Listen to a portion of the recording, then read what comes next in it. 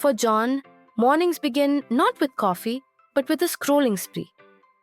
Did you know the average millennial checks their phone within 5 minutes of waking up? And what greets them? Advertisements.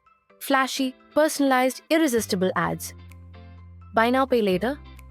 Only if later doesn't mean broke. Instagram is where lifestyles are curated and insecurities are amplified. John sees influencers living their best lives, traveling to Bali, wearing designer clothes, and dining at exotic places. Here's a fun fact. Most of it is staged, sponsored, or borrowed. But the feeling of FOMO? That's real. Coffee shops are the ultimate millennial hangouts. But let's face it, for John, this $10 latte isn't just coffee. It's a statement, a perfect Instagram moment. Because what's the point of coffee if it doesn't come with 50 likes? Retail therapy is a myth, but late-night impulse buying? That's a lifestyle. For John, the cart starts with one candle, but soon it's a digital avalanche. By the way, did you know 80% of online shoppers regret impulse buys? John is about to join that club. Here's a riddle. What do millennials love to collect but rarely use? Subscriptions. John is paying for 5 streaming platforms, 2 fitness apps, and 3 random subscription boxes. And let's not forget the classic, I'll cancel it next month. Spoiler alert, they don't. Housewarming parties have become social battlegrounds. John spends $200 on a gift because, let's face it, no one wants to be the cheap friend.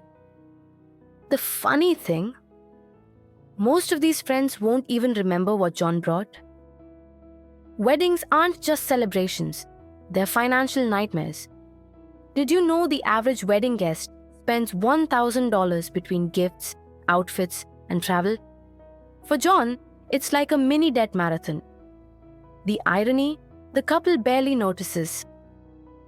And here it is, the moment of truth. John's credit card bill is a financial horror story.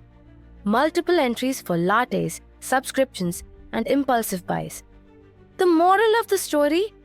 Credit cards make spending easy and repayment painful. The wake-up call isn't always literal, but for John, it comes in the form of a declined payment. Embarrassed and overwhelmed, they decide it's time for a change. It's not about giving up everything. It's about making smarter choices. John finds joy in meal prepping, biking to work, and seeing their savings grow. Small habits, big impact. Did you know only 39% of millennials have an emergency fund?